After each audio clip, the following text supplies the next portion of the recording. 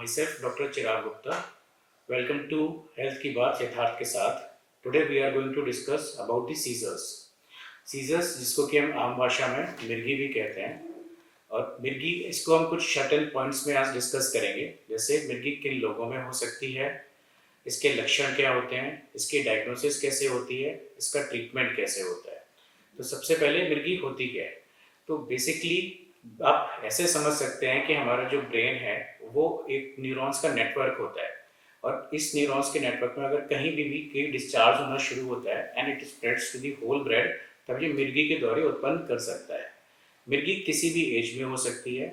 इसके हर एज में होने के कारण अलग अलग होते हैं. ऐसे बच्चों के केसेस में मिर्गी होने के ज़्यादातर कारण जो आपके पेरीनेटल या फिर आपके डिलीवरी के टाइम पे जो कॉम्प्लिकेशंस होते हैं, जैसे बच्चा इमीडिएटली क्राई नहीं करता है, या ब्रेन में ऑक्सीजन की कमी हो जाती है, या फिर आपके डेवलपमेंटल डिले हो जाता है ब्रेन का, जिसकी वजह से सीजर्स आ सकते हैं.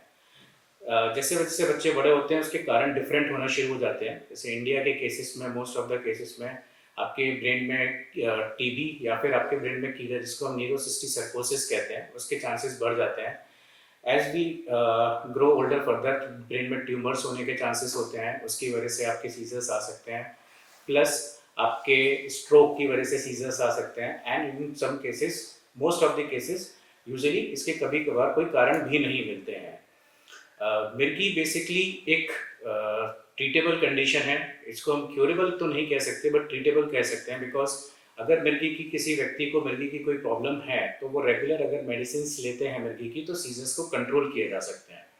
द इम्पॉर्टेंट पॉइंट इज कि जब मिर्गी आती है तो उसके लक्षण क्या होते हैं, और कैसे आसपास के जो लोग हैं उनको उसको बचाया जा सकता है. जैसे मिर्गी के टाइम पर यूजुअली, जिसको हम बड़ा दौरा कहते हैं, इसमें आंखें अचानक से ऊपर चली जाना, हाथ पैर के अकड़ जाना, मुंह से झाग आना और बेहोशी बन जाती है. तो इस टाइम पर जो भी व्यक्ति इसके मिर्गी के व्यक्ति वहाँ देख रहा है इस चीज़ को, उसको जिस व्यक्ति को मिर्गी आ रही है उसको एक तरफ करवट में दिला करके, उसके गर्दन के नीचे एक सॉफ्ट पिलो लगा करके, और मुंह में उस टाइम पे सबसे ज़्यादा प्रिकॉशनरी कुछ नहीं देना होता है, ना पानी, ना चम्मच, ना जूता सुंघाना. ये एक बहुत बड़ा सोशल स्टिग्मा है कि इन सब चीज़ों से मिर्गी रुक जाती है.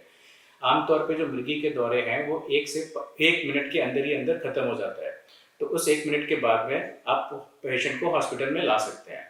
इस ड्यूरेशन में आपको पेशेंट के आसपास जो भी चीज़ जो पेशेंट को हार्म कर सकती है, चोट लग सकती है, उसको दूर करना है, और मिर्गी के दौरे को रोकने की कोई कोशिश नहीं करनी है, ना ही व्यक्ति के मुंह में किसी भी प्रकार की कोई चीज़ डालनी है. दूसरा, इसकी डायग्नोसिस देखिए, जो मिर्गी की डायग्नोसिस है वो अल्टीमेटली आपके क्लिनिकल हिस्ट्री पर डिपेंड करती है कि मिर्गी किस तरीके की आ रही है. जो एडिशनल इन्वेस्टिगेशंस होती हैं, जैसे कि सीटी स्कैन, एमआरआई, ईईजी, ये हमारी सपोर्टिव इन्वेस्टिगेशंस होती हैं, विच फर्दर प्रूव्स कि हाँ, आपके मिर्गी के दौरे किस तरीके के और क्यों आ रहे हैं. बेसिकली इम्पॉर्टेंट पॉइंट इज कि if somebody is having seizures, और वो व्यक्ति अगर अपनी लाइफ पूरी अगर सीजर्स रेगुलरली लेते हैं, तो उस व्यक्ति की लाइफ पूरी तरीके से नॉर्मल रह सकती है, डिस्पाइट कि मेडिकेशंस कंटिन्यू करते हुए. हर मेडिकेशंस के कुछ साइड इफेक्ट्स होते हैं, but newer generation medication they are more safer as compare to the previous one. And specifically I am tell कि women of child bearing age, उनमें भी हम ये मेडिकेशंस बड़ी सेफली हम दे सकते हैं, specifically during the pregnancy and the breast feeding time. Thank you.